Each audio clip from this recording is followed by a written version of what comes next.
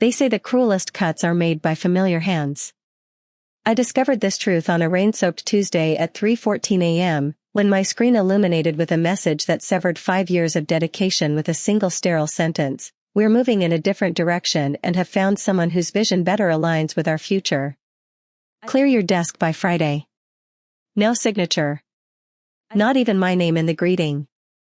I sat motionless, the blue glow of my monitor casting shadows across my face, the only light in the deserted office. I was still at headquarters, naturally, finalizing security protocols for our upcoming investor showcase. My business partner, Marcus Blackwood, had left hours earlier, as was his custom. Usually after casually instructing me to lock up when you're done. My first response wasn't fury. It was a peculiar numbness. Then something sharper, more familiar, a sensation I'd experienced once before when my mentor abandoned our research project without warning, leaving only a hastily scrawled note: "Found a better opportunity. Good luck." I reread the email. Then smiled. Not from humor, but from stark recognition, because I had foreseen this possibility. 5 years ago, we launched Quantum Horizon with nothing but ambitious plans sketched on diner napkins and a presentation that earned skeptical glances in countless pitch meetings. We operated from Marcus's cramped apartment. We survived on instant coffee and vending machine snacks, promising each other we would revolutionize cybersecurity. And perhaps we did, for a time. We developed an encryption platform that transformed data protection, an adaptive security framework that eliminated countless vulnerabilities across corporate networks. When the $15 million funding round materialized last winter, Marcus stood before investors in a tailored Italian suit I'd never seen before and declared, "This breakthrough came through persistent teamwork." Teamwork. Not me. Not the architecture I single-handedly engineered through endless nights. Not the countless hours I sacrificed optimizing our cryptographic algorithms. While he cultivated connections at exclusive industry retreats in Colorado, I was being discarded. Replaced by someone supposedly more aligned with their vision. The message didn't specify a name, but I knew immediately who it was.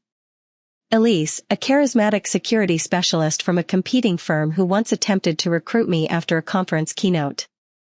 I had declined her offer. Apparently Marcus hadn't. I closed my laptop deliberately.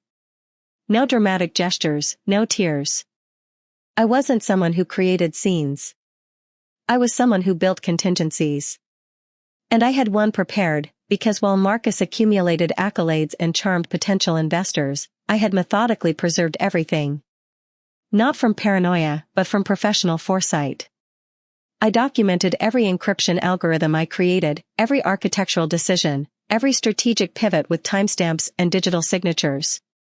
I had constructed the core framework of our platform not on company equipment, but on my personal workstation in my downtown loft. Before Quantum Horizon existed as a legal entity. And I possessed irrefutable evidence. I moved through the darkened office, passing workstations I'd personally configured, furniture I'd selected, whiteboards covered with notations in my precise handwriting. The mini fridge still held that bottle of Veuve Clicquot I'd purchased to celebrate our funding milestone, untouched. Marcus had promised we would open it together once the contracts were finalized. Another promise left unfulfilled. As I departed, I hesitated at the threshold and surveyed the space one final time.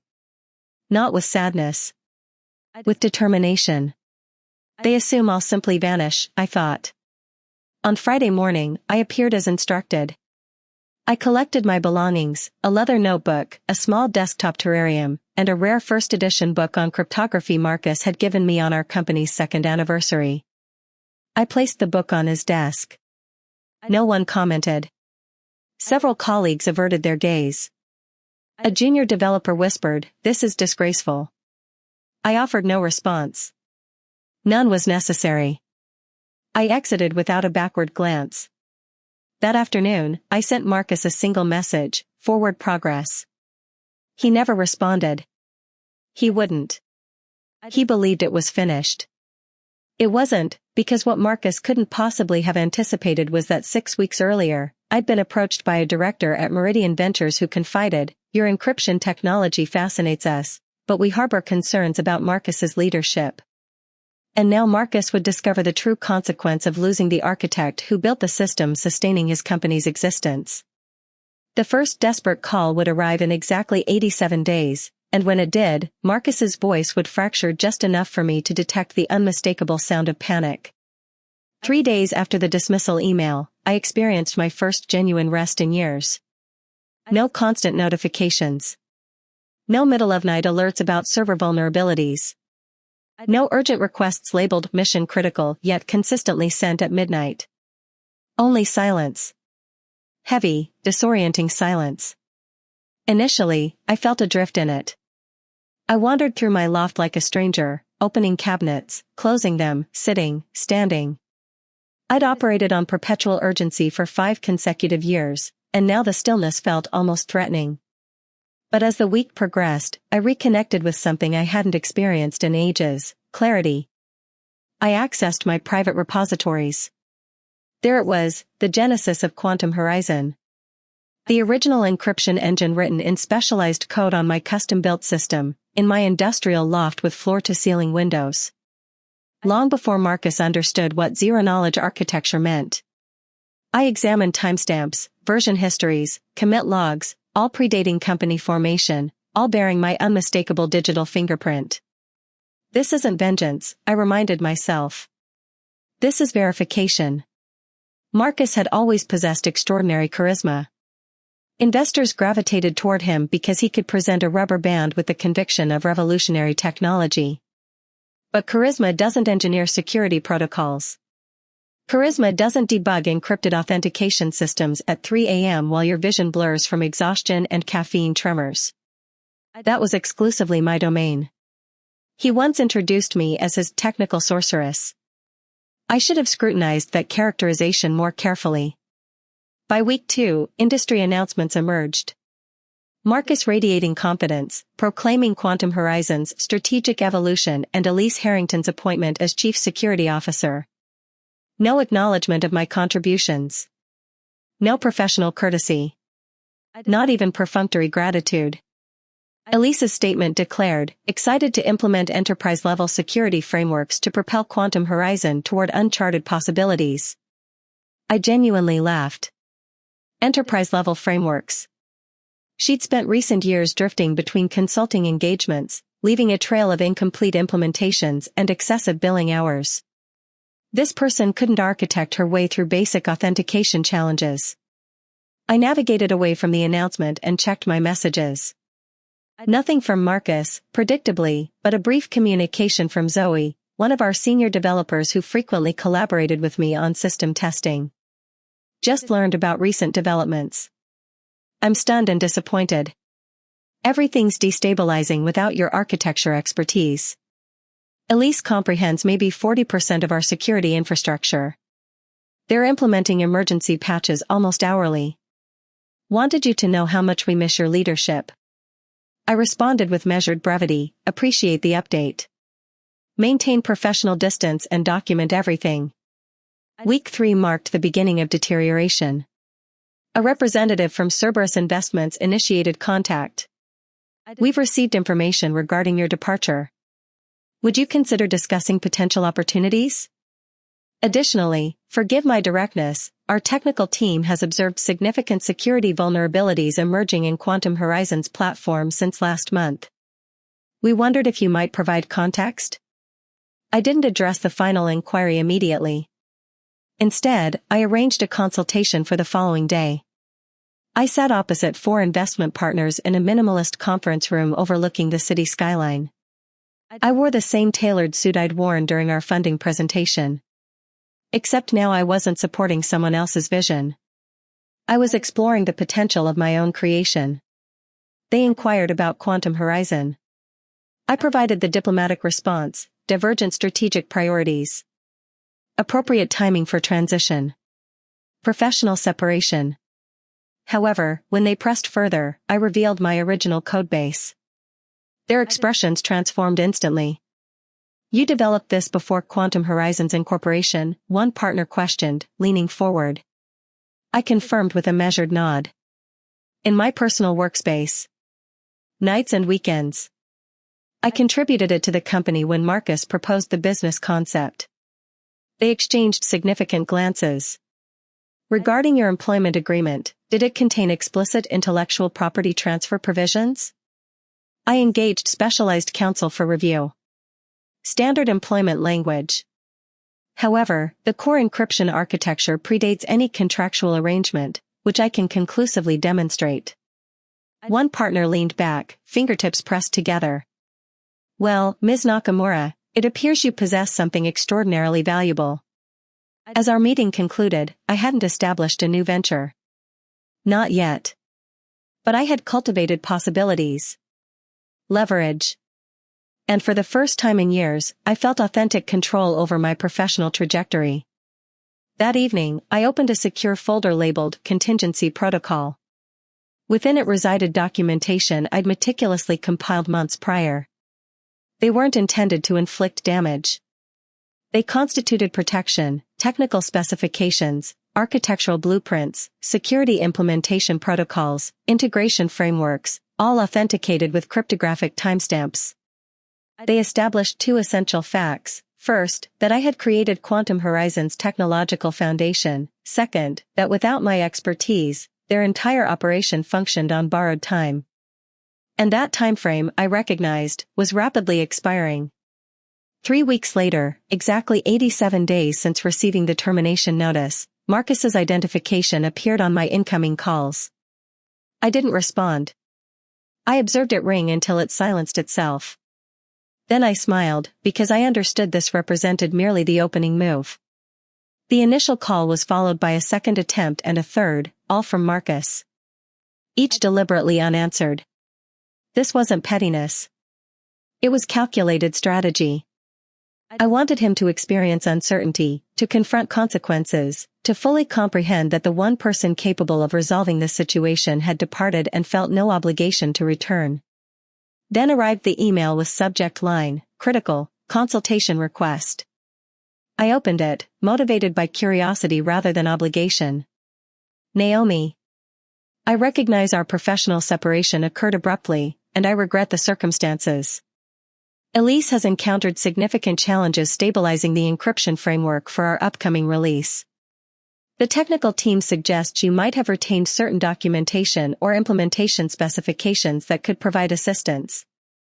Would you consider a brief consultation? We would naturally compensate you appropriately for your expertise. Imagine Marcus offering payment for my own intellectual creation. He remained completely oblivious. I didn't reply, but I began monitoring Quantum Horizon's situation.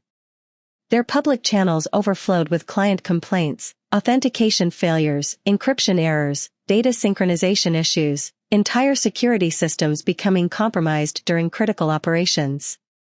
Users tagged their posts with phrases like #quantumfailure and #security-breach. The deterioration had become impossible to conceal. Then Zoe contacted me again, this time via encrypted messaging. Speaking confidentially, Elise attempted modifications to your encryption architecture and completely destabilized the entire authentication framework. She failed to understand the zero-knowledge protocols you implemented, so she bypassed them entirely. Now client data is vulnerable and security certificates are failing validation. Marcus is experiencing complete meltdown. I contemplated her message before responding. I appreciate your continued updates. Protect yourself. Avoid association with the inevitable collapse, because I recognized what approached. Indeed, within days, correspondence arrived from Quantum Horizon's legal department, containing ambiguously phrased inquiries regarding ownership clarification for specific components within the security infrastructure. Mirai, my attorney, identified it immediately. We met that afternoon. They appear to be preparing preliminary legal action, she explained, examining printed evidence of my historical code submissions, communications, and architectural specifications. But their approach lacks sophistication. They're attempting to pressure you toward a discreet resolution before acknowledging the severity of their situation. And if I disregard their communication? I inquired. They'll escalate their approach.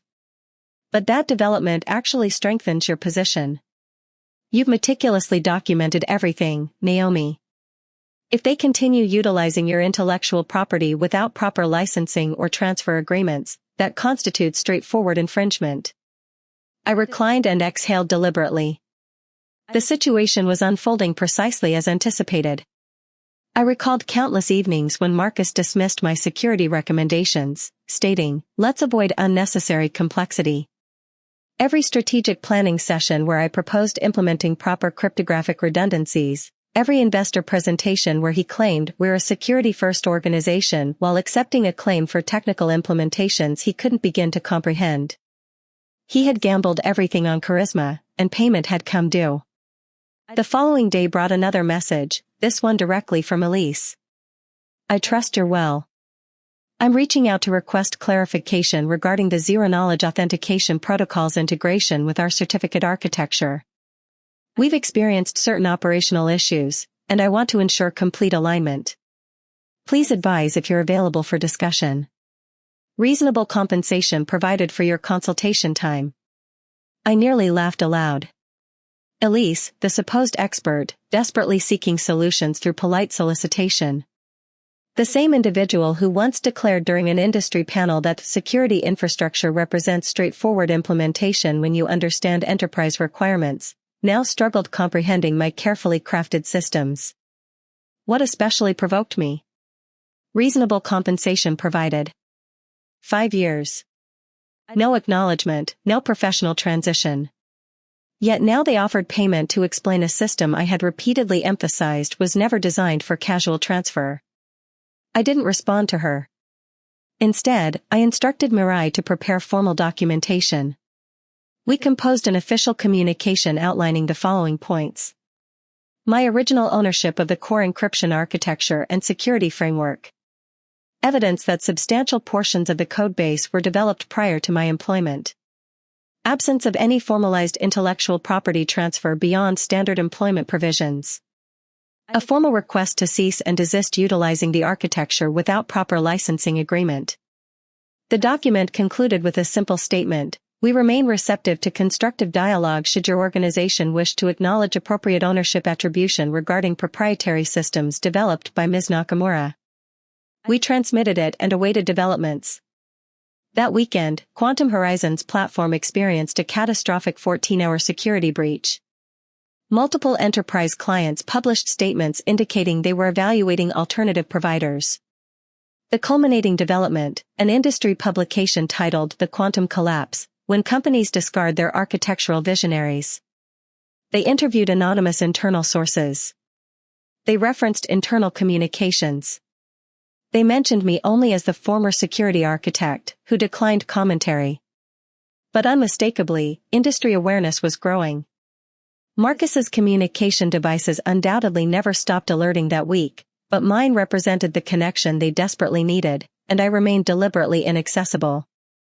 By the 4th week's commencement, the atmosphere had transformed. The silence had evolved. It wasn't emptiness anymore. It resonated with tension, urgency, and unmistakable dread. Like sophisticated machinery moments before catastrophic failure. My cease and desist notification had functioned precisely as intended. I hadn't anticipated immediate response, but I had expected eventual acknowledgement. It materialized as a calendar invitation, subject, board discussion, strategic evaluation. Sender, Victoria Lin, board member, Quantum Horizon. Location specified as private meeting facilities at a financial institution. Scheduled Thursday 10 a.m. Additional note, confidential. Legal representation welcome. They weren't summoning me for intimidation tactics. Not anymore. This represented something entirely different. Should we accept? I asked Mirai that evening, seated across from her in her executive office overlooking the illuminated cityscape. She responded without hesitation. Absolutely. Under our specified conditions. They're not extending this invitation from courtesy, Naomi. They're extending it because they're experiencing catastrophic security failures. And they recognize you possess the only viable solution. That night, I experienced limited rest. Not from apprehension, but from readiness. For years, I had functioned as the background architect. The person who engineered the technology but never controlled its direction. Marcus had served as the spokesperson, the negotiator, the one who finalized agreements. But now investors were examining beyond superficial appearances and discovering fundamental vulnerabilities. And they were specifically seeking my expertise. The meeting environment matched my expectations precisely. Modern, minimalist, populated with deliberately impassive expressions.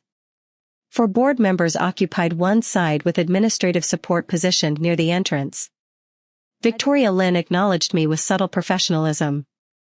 She had participated as an early investor, demonstrably intelligent, analytical, and reportedly increasingly skeptical regarding Marcus's management capabilities. Marcus, naturally, attended, his customary confident demeanor deteriorated into visible tension. He remained seated upon my entrance.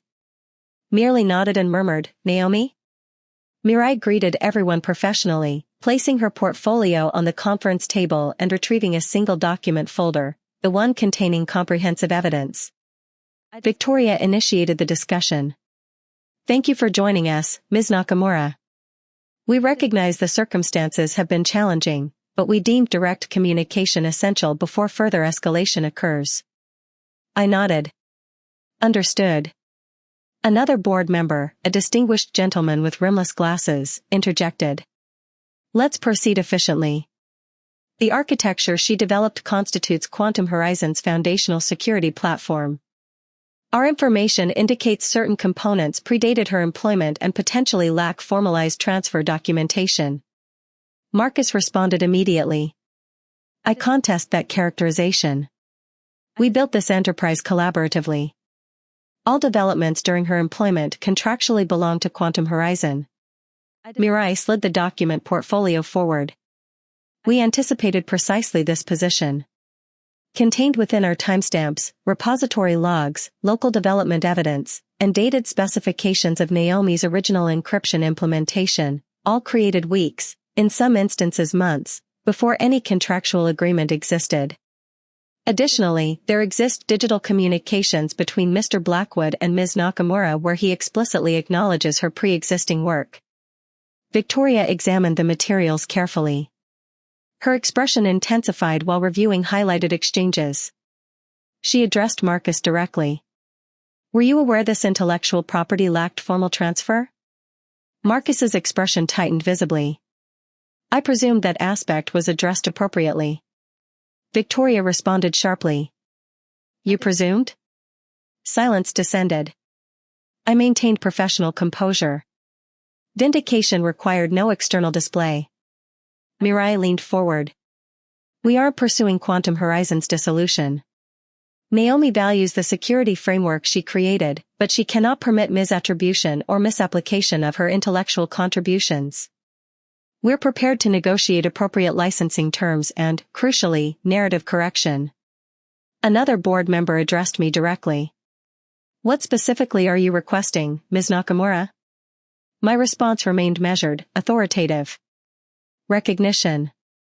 Licensing compensation and public clarification. I require explicit acknowledgement that the security system's foundation represents my creation. Not vague collective attribution or someone else's retrospective claim." "And should we agree to these terms?" Victoria inquired. "Then you receive what you require: documentation, implementation support, and opportunity to stabilize the platform before additional clients withdraw." "And should we decline?" I maintained direct eye contact without smiling. "Then I file formal intellectual property infringement claims and publicize the circumstances. And I believe you understand the implications for a $15 million valuation." Victoria reclined slightly and exhaled deliberately. "Understood completely." Marcus stood abruptly. "This constitutes coercion." "No," I responded quietly. "This represents accountability. Something you never anticipated would reach you." He surveyed the room, seeking supportive allies. None materialized. As Mirai and I exited the conference room, she leaned toward me and whispered, "You just completely transformed the power dynamic." I offered no verbal response, but internally recognized this wasn't merely about reclaiming my intellectual property. It concerned rewriting the narrative before I was completely erased from it. And they would soon discover precisely how much authority they had carelessly relinquished. The boardroom confrontation had altered fundamental dynamics. Not exclusively for them. For me. For the first time, I wasn't merely defending my creation. I was asserting rightful ownership. Reclaiming my position. The morning following our meeting, Victoria Lynn contacted me directly. No scheduling assistant, no formal invitation. Simply her voice. Composed but conveying urgency. Naomi, she began, we thoroughly reviewed all the documentation last night. The evidence is incontrovertible. Frankly, we're astonished that this situation remained unaddressed for so long. I'm not remotely surprised, I replied. She acknowledged with a sigh. Understandable. The board reconvened early today. Marcus remains uninformed, but a formal vote has been scheduled for next week regarding leadership restructuring. I paused momentarily. Are you suggesting his removal? I'm suggesting, Victoria replied deliberately, that certain leaders build while others merely benefit. And we've determined it's appropriate to distinguish between these categories. I remained silent. No response seemed necessary. Before concluding our conversation, she added. Further communication forthcoming soon. And Naomi, thank you for compelling us toward recognizing reality. That weekend, I visited the botanical garden, something I hadn't done in years. Not since Quantum Horizon's earliest days, when Marcus and I would interrupt coding sessions by walking among exotic plants and discussing potential growth scenarios. We hadn't established a company then, merely possibilities. Somewhere during our journey, I continued building while he began marketing illusions. The atmosphere remained clear, yet turbulence brewed, not in the sky, but within the communication systems of everyone still employed at Quantum Horizon. By Monday, Mirai had completed the licensing agreement details. The terms were reasonable, even favorable.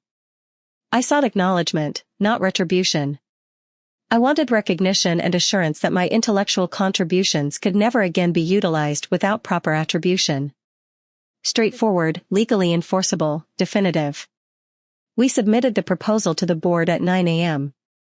At 11:15 a.m., Marcus contacted me directly for the first time in weeks. This time I answered. Naomi, he began, his artificial charm immediately evident and immediately grating. I believe this situation has unnecessarily escalated. There's no requirement for such adversarial positioning. This isn't adversarial, I responded evenly. It's structural. Something you consistently undervalued. I never intended our professional relationship to conclude this way, he continued, adjusting his approach. But surely you understand. Investors expect executives to make difficult decisions. Appointing Elise appeared appropriate given our growth trajectory. I allowed silence to extend just long enough to create discomfort. Then I stated, you terminated me via email. He exhaled audibly. That represented poor judgment. No, I countered. That represented deliberate choice. And currently you're witnessing the consequences of that choice unfold. Brief silence followed. Then he inquired, they're conducting a vote, aren't they? I offered no confirmation. None was necessary. My silence provided a sufficient answer. You're replacing me? I shifted in my chair. You replaced me first. Extended silence followed. I never anticipated this response from you, he finally admitted. I know, I replied. That constituted your most significant miscalculation. Wednesday morning, the board vote concluded. Marcus was officially removed from his chief executive position through unanimous decision. Victoria contacted me personally. The board wishes to extend the chief security officer position with revised equity allocation, oversight authority for all technical recruitment, and complete public acknowledgement of your contributions. Additionally, we've approved the proposed licensing agreement. You'll receive ongoing royalties for all revenue generated through the encryption engine and security infrastructure you created. This wasn't merely employment reinstatement. It represented vindication. I'll need to consider the offer carefully, I responded. For the first time, this statement reflected genuine deliberation because I now possessed options. Not exclusively with Quantum Horizon, but beyond. 3 separate organizations had initiated contact during the previous month. 2 represented emerging ventures seeking technical co-founders. The third was an established international corporation offering substantial compensation to direct their security division. 6 months previously, I would have accepted far less merely to receive appropriate recognition. But circumstances had fundamentally changed. Now I controlled the situation.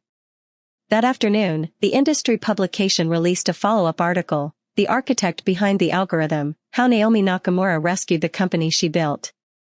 They included statements from board members, even Zoe. No reference to Marcus except historically. No mention of Elise whatsoever. Just one definitive narrative. The authentic creator had returned not as desperate salvation, but as rightful authority. I closed my laptop and gazed outside. The company was stabilizing. The facts were public. The authority structure had reversed. And for the first time in 5 years, I wasn't waiting for someone else to narrate my story. I was authoring it myself. 3 months following the leadership transition, I addressed the assembled Quantum Horizon workforce in our central auditorium, facing countless familiar and unfamiliar expressions. Engineers, analysts, operations staff, apprentices. Some had witnessed the organization's origins. Others represented recent additions during the transitional period. All harbored questions. All focused their attention on me. I inhaled deeply. Not from nervousness. I felt none. I felt grounded. Centered. And now, I wasn't present to resolve someone else's mistakes. I was present to lead authentically. Significant transformation has occurred, I began. Some changes happened rapidly. Others represent long overdue corrections. But if I might emphasize one critical concept today, it's this: the systems we develop aren't merely composed of algorithms and hardware. They comprise people. Vision. Trust. When we sacrifice these elements pursuing growth metrics or concealing weaknesses, we sacrifice everything. Complete silence followed. The distinctive silence that emerges when people genuinely listen. I continued, this company originated with a concept, but it persisted through dedication, frequently unacknowledged dedication from individuals who seldom receive appropriate recognition. I understand that experience intimately. Many of you share similar experiences. Consequently, effective immediately, we're redefining our approach to contribution acknowledgement, beginning with transparency and culminating in shared accomplishment. Scattered applause transformed into sustained, genuine appreciation.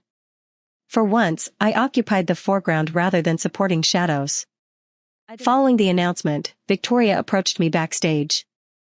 Her demeanor had evolved. Not merely professional, but genuinely supportive.